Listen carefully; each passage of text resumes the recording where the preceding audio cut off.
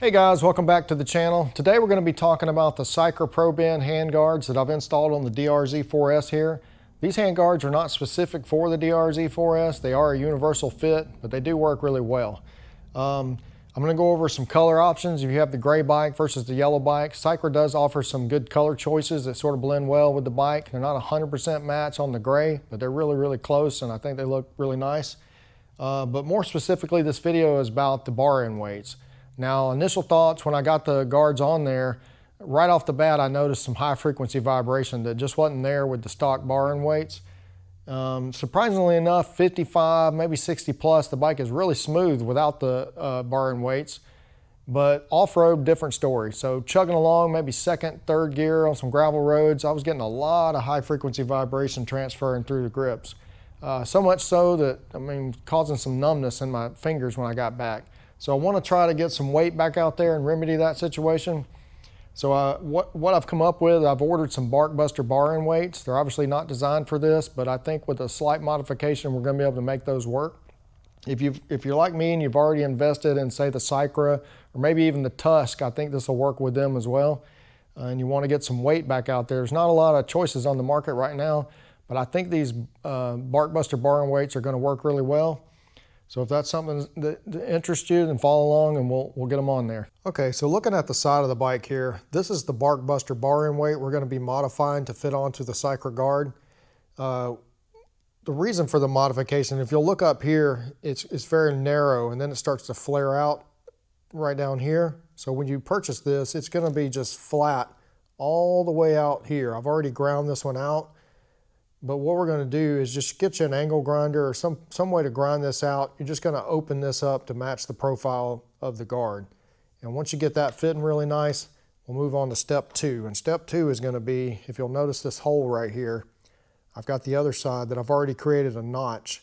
I don't know if you can see that in the camera, but we just want to give it some clearance so we can get the bolt in. You could, if you don't have a way to notch this out, or you're just being lazy, you could just cut the whole top of it off. What we're doing is just giving it clearance to get that bolt in. I'm going to overlap the plastic over the bar end weight. So let me get that mounted and then I'll show you what it looks like. Okay, so I got everything installed. Everything turned out really clean. It looks really good. My only struggle, I had a significant problem getting this bolt in down here that holds the plastic piece on. What I ended up having to do was open up the handguard, or I'm sorry, the bar end weight. That notch we created, I had to just open it up a bit. And the reason being is this bolt that goes through there has got quite a wide shank at the top here, and you got to create enough clearance to get that all the way through to catch the threads. And I also had to take the plastic on the back side of the plastic outer guard here and just shave some material off of that. I'll show you here on the other side. What you want to do is just thin this down a little bit right here so you can tuck this in a little further to get some more clearance to get your bolt started.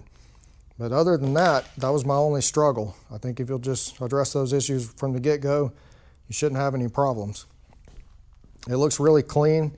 The way this overlaps here, if you drop it in the dirt or you catch a branch or something, everything's just going to kind of glance off. You don't have any sharp edges hanging out to grab anything. So I'm really pleased with that.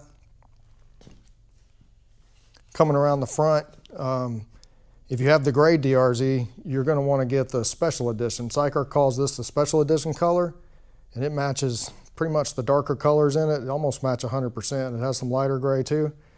So if that kind of thing's important to you, I think that's going to be your ticket there.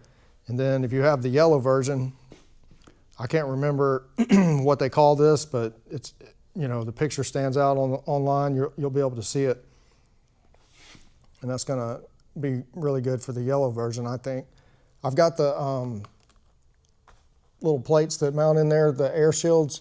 You can take those out and it's vented back here to get a little more flow in the summertime. So that's kind of a cool feature of these as well.